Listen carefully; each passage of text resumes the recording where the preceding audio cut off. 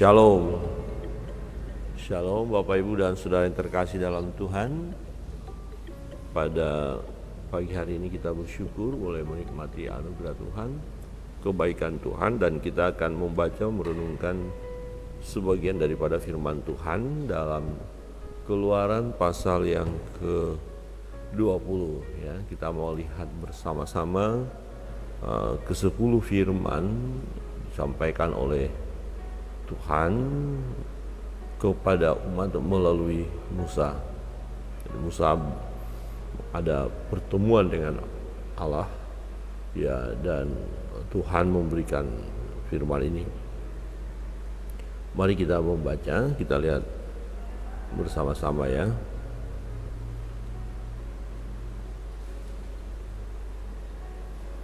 Ayat yang pertama dan yang kedua kita baca bersama-sama. 1, 2, 3. Lalu Allah mengucapkan segala firman ini.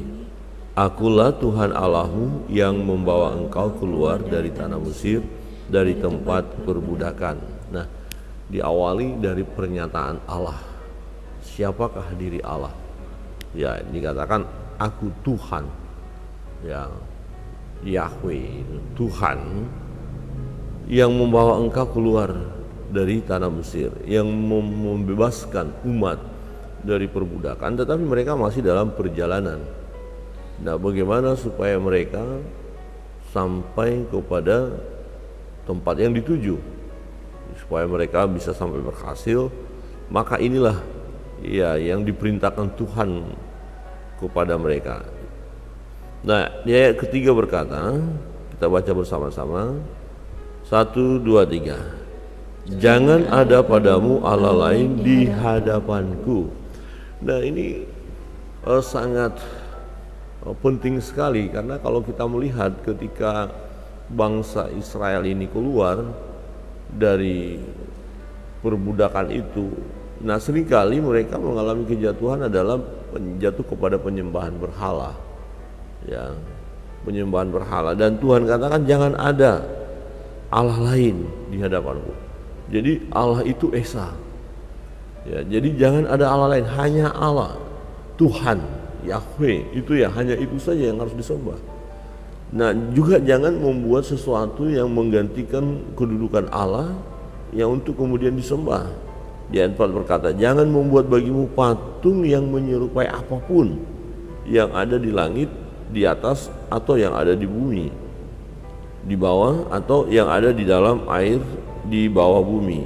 Jangan sujud menyembah kepadanya atau beribadah kepadanya, sebab aku Tuhan Allahmu adalah Allah yang cemburu, yang membalaskan kesalahan bapa kepada anak-anaknya, kepada keturunan yang ketiga dan keempat dari orang-orang yang membenci aku. Jadi ketika seseorang menyembah yang lain yang bukan daripada Allah, itu sama dengan orang itu membenci Allah. Allah tidak mau digantikan posisinya dengan yang lain. Dan kalau kita melihat ada saja perbuatan-perbuatan orang yang menggantikan kedudukan Allah. Jadi supaya lebih mantap berdoa barangkali. Memang dia berkata berdoa kepada Allah, tetapi dia harus dibantu dengan benda-benda tertentu. Nah, misalnya patung, harus ada patung, harus ada sujud di depan patung itu. Nah, itu tidak boleh, itu penyembahan berhala namanya ya. Ya, jadi patung tidak boleh disembah ya. Yang menyerupai apapun jangan sujud menyembah kepadanya. Jadi kita hanya menyembah Allah saja. Nah, kalau ada benda-benda tertentu yang kemudian akan menggoda kita untuk menyembah dia, sebaiknya benda-benda itu jangan ada di dalam rumah kita, jangan ada di dalam lingkungan kita, jangan ada dalam kehidupan kita. Sebab kecenderungan kita nanti misalkan menyembah benda-benda itu ya, dengan menganggap bahwa benda itu punya kekuatan, benda-benda keramat begitu. Nah, itu tidak boleh dan harus kita singkirkan. Jangan sujud menyembah kepadanya atau beribadah kepadanya. Ini kata firman Allah dalam salah satu dari ke-10 firman itu ya. Kemudian kita melihat tetapi aku menunjukkan kasih setia kepada beribu-ribu orang, yaitu mereka yang mengasihi aku dan yang berpegang pada perintahku. Jadi kalau orang itu setia, ya, mengikuti Tuhan, hanya menyembah Tuhan, maka Tuhan akan memberkati, Tuhan akan mengasihi dia, Tuhan akan membuat dia bahagia. Tetapi orang-orang yang melawan Allah tadi, yang menggantikan kedudukan Allah dengan hal yang lain, nah itu sama dengan membenci Allah, berarti dia dan keturunannya pun akan mengalami kesusahan, akan mengalami penderitaan, ya, akan mengalami kematian yang abadi itu. Tetapi yang mengasihi Tuhan, dia akan diberkati. Yang berikut kita baca bersama-sama ayat yang ke-7. 1, 2, 3. Jangan menyebut nama Tuhan Allahmu dengan sembarangan, sebab Tuhan akan memandang bersalah orang yang menyebut namanya dengan sembarangan. Jangan menyebut nama Tuhan sembarangan. Apa artinya? Ya, ketika kita menyebut nama Tuhan tanpa makna, tanpa arti, ya itu sembarangan. Ya, kalau kita berdoa menyebut nama Tuhan, ya itu benar. Kalau kita ketakutan kemudian berseru dalam nama Tuhan, itu benar.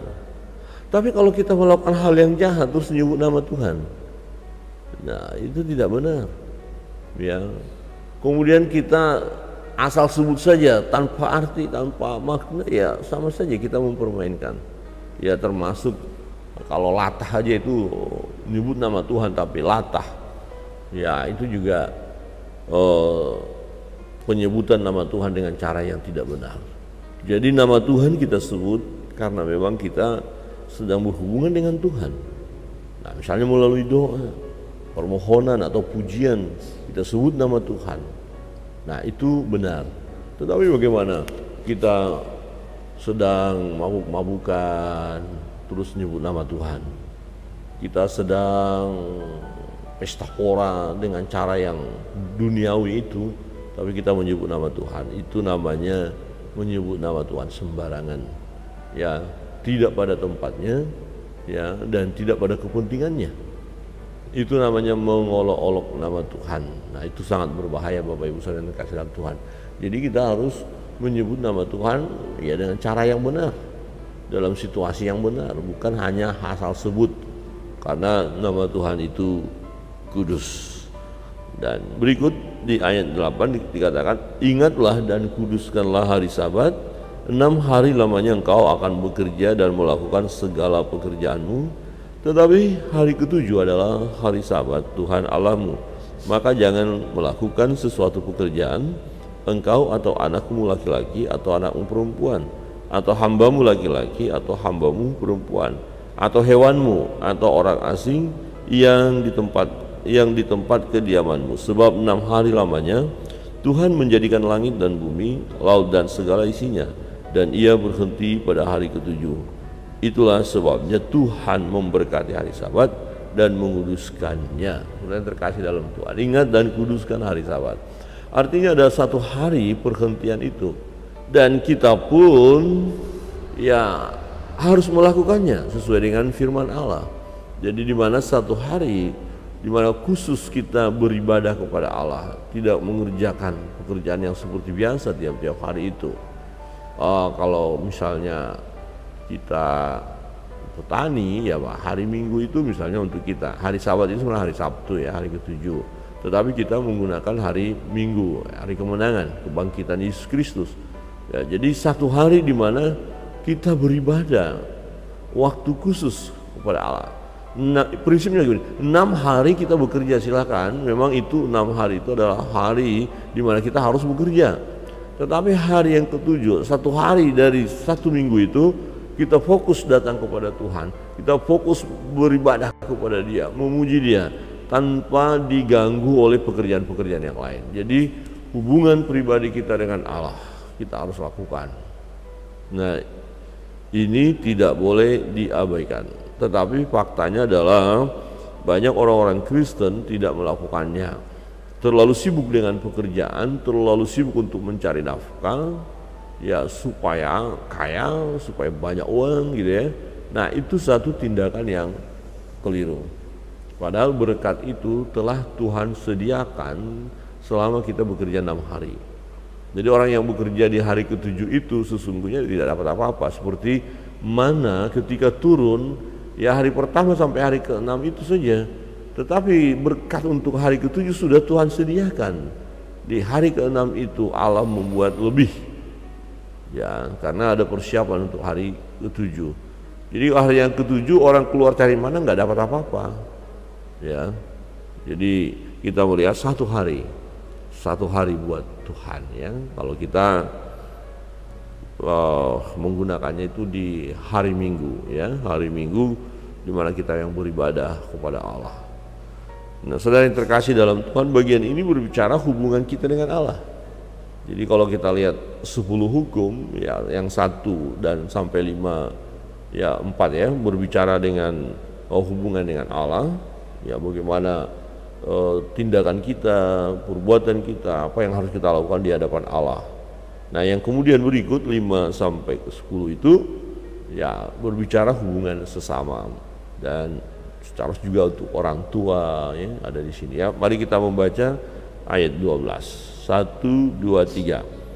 Hormatilah ayahmu dan ibumu supaya lanjut umurmu di tanah yang diberikan Tuhan Allahmu kepadamu. Hormati ayah dan ibu.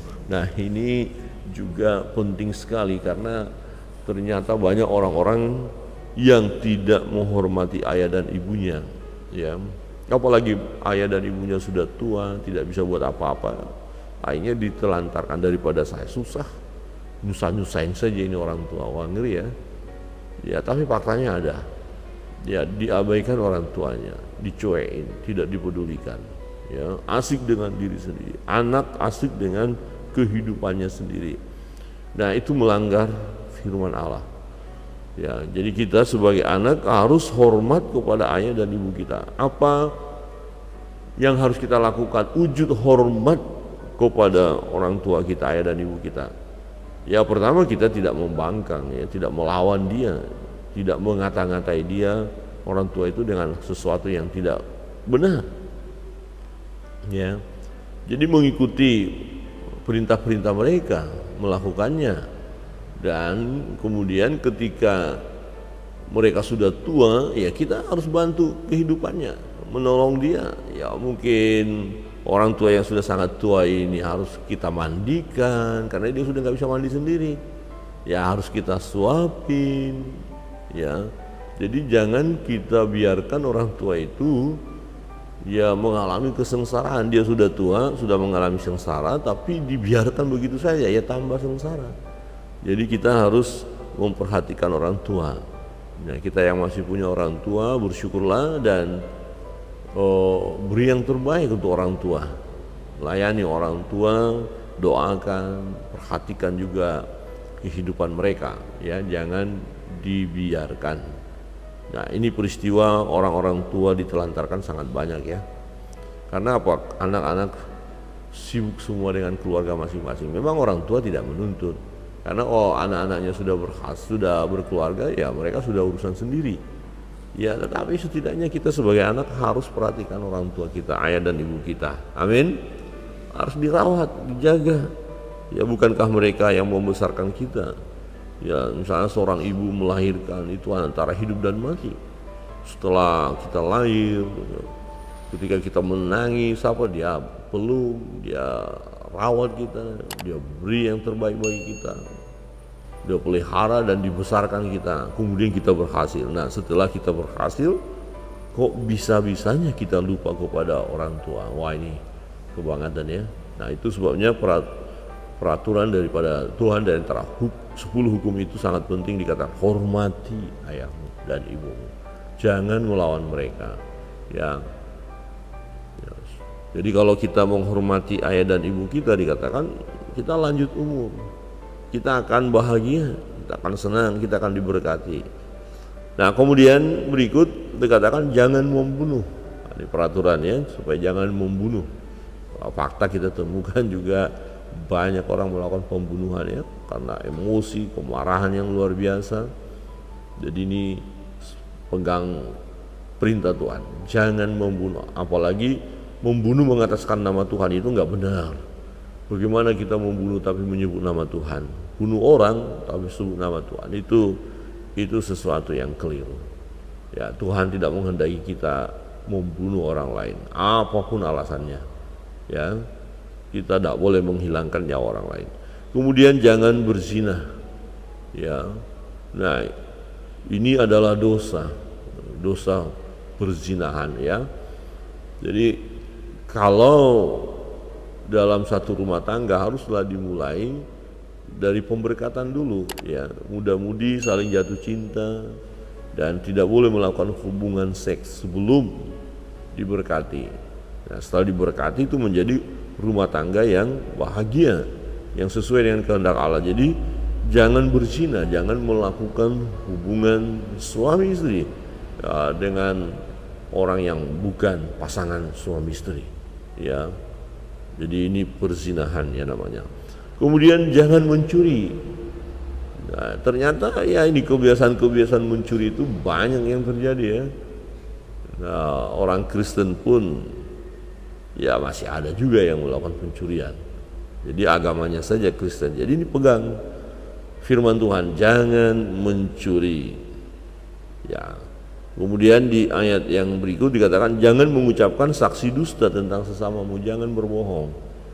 Ya, jangan memutarbalikkan fakta. Nah, bahkan kalau kita lihat di pengadilan saja ada orang berani memutarbalikkan fakta. Ya, yang benar dibuat jadi tidak benar, yang tidak benar diusahakan supaya benar. Wah, ini kesalahan yang sangat fatal ya, karena mempermainkan Tuhan di situ. Tuhan kan adil, Tuhan benar adanya. Kenapa kita di hadapannya mulai bersaksi dusta? Ya, jadi kebiasaan kalau sudah pernah melekat di dalam diri kita tentang hal ini, kita harus putuskan ya, kita harus selesaikan. Yang berikut ayat 17 kita baca bersama-sama. Ayat 17, 1, 2, 3. Jangan mengingini rumah sesamamu, jangan mengingini istrinya, atau hambanya laki-laki, atau hambanya perempuan, atau lembunya, atau keledainya, atau apapun yang dipunyai sesamamu. Wah, jangan mengingini punya orang lain. Nah, tetapi memang ini terjadi juga ya. Kita lihat punya orang, saya pengen deh, mengingini. Nah, bahkan karena ada seseorang juga karena mengingini punya orang lain sampai dia mencuri, ya, atau melakukan sesuatu yang tidak sesuai dengan firman Allah demi memiliki apa yang diingini tadi. Ya, jangan mengingini rumah sesamamu. Wah, saya mau tempat dia, saya mau milik dia jadi milikku ya. Jangan mengingini istrinya. Wah, ini istri orang kok diingini. Ada nggak gitu ya? Ada. Lihat istri orang ya, kedip-kedip mata sama istri orang, bahaya ya. Ya, dan akhirnya bisa terjadi perselingkuhan ya, kemudian rumah tangga rusak ya. Jadi firman Tuhan katakan jangan mengingini istrinya atau hambanya laki-laki atau hambanya perempuan, jangan mengingini. Jadi milik orang ya biarkanlah itu milik orang, ya milik kita ya milik kita. Yang bukan milik kita jangan ngaku-ngaku menjadi milik kita. Tidak boleh. Kita harus jujur. Yang bukan punya kita, kita katakan itu bukan punya kita. Nah, ada ilustrasi dalam video-video singkat ya kalau kita lihat. Jadi ada seseorang yang berpakaian kayak pengemis begitu. Kemudian ada seseorang yang sedang duduk. Padahal orang ini baik ya. Kalau kita lihat artinya bersih, berwibawa ya gitu. Nah, kemudian ditaruh di dekat dia tanpa dia lihat, jadi kayak seperti kresek sampah begitu ya, kotoran gitu ya. Terus dia berkata begini, setelah itu orang yang pura-pura jadi miskin, pengemis ini datang lagi dan berkata ini punya kamu, ya karena tidak tahu isinya. Ya kemudian dia bilang enggak punya saya. Benar ini bukan punya kamu? Iya bukan. Nah pertama dia benar berkata itu bukan punya saya. Tapi setelah orang itu yang pura-pura pengemis itu ambil dan di depan orang itu dibuka, ternyata uang yang sangat banyak. Nah kemudian orang itu langsung, iya itu punya saya, itu punya saya. Lah tadi bukan punya dia. Setelah dibuka ya kantong plastiknya itu, kreseknya itu, lo dilihat ada banyak, wah itu punya saya, sampai mau tarik-tarikan, ini punya saya, mengingini padahal bukan punya dia. Nah itu bisa terjadi dalam hidup kita ketika kita tahu sangat yang kita lihat itu menarik, ya kita membutuhkannya, kita suka dengan itu, kemudian kita ingini padahal bukan punya kita, itu salah. Jadi yang bukan milik kita jangan ngaku-ngaku milik kita, tidak perlu. Itu milik orang lain, ya silakan, itu milik orang lain. Kalaupun kita hanya memiliki yang sangat sederhana pun ya nggak apa-apa, itu milik kita. Jadi jangan mengingini punya orang lain ya, atau apapun yang dipunyai sesama mereka, atau apapun ya. Bapak Ibu Saudara yang terkasih dalam Tuhan, 10 perintah ini sangat penting sekali bagi bangsa ini, karena bangsa ini sedang berjalan menuju tempat perjanjian, sedang berjalan mengikuti pimpinan Tuhan. Maka aturan ini perlu ya, aturan ini disampaikan supaya mereka berhasil masuk kepada tempat yang dijanjikan oleh Tuhan, atau dengan kata lain supaya kita hidup dalam kebahagiaan, maka kita perlu mengikuti peraturan-peraturan Tuhan. Nah, apakah 10 hukum ini masih berlaku sampai sekarang? Karena Yesus sudah mati di kayu salib dan sudah menebus kita, ya tetap berlaku, ini kebenaran. Jadi tetap jangan kita melakukan hal-hal yang dilarang oleh Tuhan, oleh firman-Nya. Tetapi apa yang diperintahkan untuk kita lakukan, maka kita harus lakukan. Nah, disimpulkan bahwa hukum ini disebut hukum kasih. Ya, kasihi Tuhan Allahmu dan kasihi sesama. Ada aturan yang kita harus ikuti terhadap Tuhan, di hadapan Tuhan. Ya, ada juga hal-hal yang harus kita lakukan untuk sesama.